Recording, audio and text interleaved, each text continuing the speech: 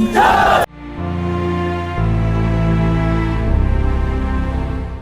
दोस्तों, बहुत बहुत स्वागत है आप सबका एक बार फिर से आपके अपने चैनल टेक्निकल क्लास। दरअसल कल भारत ने स्वदेशी रूप से विकसित रुद्रम 1 का सफल परीक्षण किया और आप में से बहुत से लोगों ने ये पूछा रुद्रम 1 पर एक डिटेल वीडियो बनाने के लिए। तो चलिए शुरू करते हैं।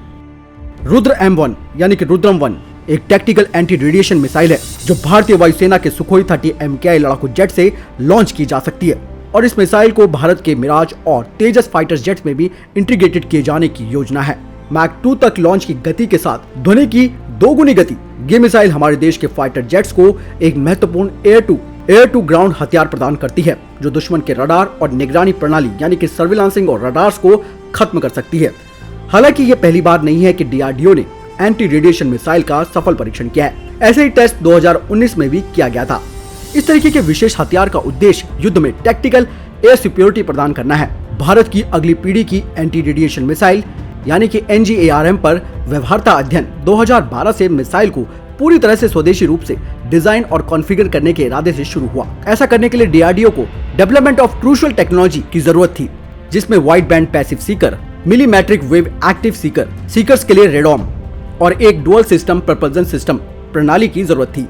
जैसा कि नाम से ही पता चलता है कि इस मिसाइल को डिजाइन किया गया है एलिमेट और सरप्रेस रेडिएशन इमिटिंग सोर्स जैसे कि फायर कंट्रोल और सर्विलांसिंग रडार के खिलाफ 5.5 मीटर की लंबाई के साथ और 600 किलोग्राम वजन के साथ मिसाइल को मिलीमीटर वेव यानी कि MMW active Sikar terminal guidance system से एकीकृत किया गया है। सीकर अनिवार्य रूप से कैसे मिसाइल अपने लक्ष्य को पहचानती है और उसका पता लगाती है। ये मिसाइल रेडियो फ्रीक्वेंसी पल्स भेजता है जो अपने लक्ष्य पर सिग्नल भेजता है और ये सिग्नल्स वापस इस पर आते हैं। सिग्नल संबंधित होने के बाद लक्ष्य की सीमा और स्थिति निर्धारित की जा सकती है। मिसाइल गाइडेंस और नेविगेशन अपने लक्ष्य की ओर है जबकि मिसाइल बेशक सेंसर और पैसिव होमिंग सीकर टेक्नोलॉजी से लगातार इनपुट के माध्यम से होता है।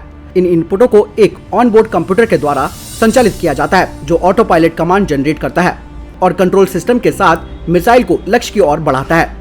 रडार प्रणाली को खत्म करने से भारत के जेट विमानों को रडार निर्देशित सतह से हवा में मिसाइलों के खतरों का सामना करने की चिंता बिना मिशन को पूरा किए सक्षम बनाया जाएगा। आपको बता दें कि पहली एंटी रेडिएशन मिसाइल AGM-45 श्रिक जो कि अमेरिका के द्वारा विकसित की गई थी, तब से अमेरिका ने कई उन्नत संस्करण विकसित किए हैं। रूस और ब्राजील ने भी इस तरीके की मिसाइलों को डेवलप किया है। इन सभी मिसाइलों जिनमें कि अब भारत भी शामिल है, इसकी सीमा लगभग 100 किलोमीटर है। यहाँ पर यह बात भी ध्यान देने योग्य है कि वायुसेना के पास पहले से ही रूस निर्मित KH-31P एंटी रेडिएशन मिसाइल उपलब्ध है। रुद्रम 1 में हमले के लिए INS GPS नेविगेशन के साथ पैसिव होमिंग मौजूद है। ये अलग अलग फ्रीक्वेंसी पर लक्ष्य को चिन्हित और वर्गीकृत कर निशाना साध सकती है। इसका सामान्य मारक क्षमता 100 से 150 किलोमीटर है। इसे 500 से 15,000 मीटर की ऊंचाई से लॉन्च किया जा सकता है। इस ऊंचाई से वो करीबन 250 किलोमीटर दूर लक्ष्य को निशाना लगाने में सक्षम है। इसकी स्पीड की अगर बात करते हैं तो इसकी स्पीड 0.6 से 2 मैक यानी कि 2459.6 किलोमीटर प्रति घंटे से ज्यादा है। रुद्रम 1 शुरुआत में एंटी रेडिएशन मिसाइल के रूप में जानी जाती थी। इस परियोजना की शुरुआत अप्रैल 2012 में DRDO की प्रयोगशाला में हुई थी।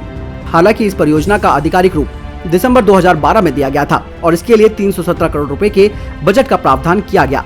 इसे 2017 में ही पूरा किया जाना था। वर्ष 2014 से परियोजना की गति तेज हुई और इसके बाद वायुसेना ने भी इसमें रुचि दिखाई। इसका पहला परीक्षण 2017 के पहले ही किया गया जो सफल रहा। इसका ड्रॉप फ्लाइट ट्रायल दिसंबर 2016 में ही पूरा हुआ। इस तरीके की तकनीक अमेरिका, रूस, जर्मनी और ब्राजील के पास है। तो एक बड़ी उपलब्धि है भारत की स्वदेशी रूप से विकास की गई यानी कि डेवलप की गई रुद्रम 1। हालांकि इन खबरों से चीन और पाकिस्तान के पसीने छूटने लाजमी है क्योंकि लगातार इस महीने 8 परीक्षण किए जो कि सफल रहे और ऐसे में ये एक चुनौती है दुश्मनों के लिए कि वो भारत की तरफ आंख उठाकर ना देखें। अगर ये कोशिश करेंगे तो ये सारी मिसाइलें जो डेवलप की गई हैं, जो टेस्ट की गई हैं, इनका इस्तेमाल करने में भारत पल भर की देरी नहीं लगाएगा। दोस्तों आपको क्या लगता है? आप कमेंट सेक्शन में मुझे जरूर लिखकर बताएं। इस वीडियो के लिए इतना ही, मिलता हूं नए वीडियो के साथ, तब तक अपना ख्याल रखिएगा। जय हिंद, जय भारत।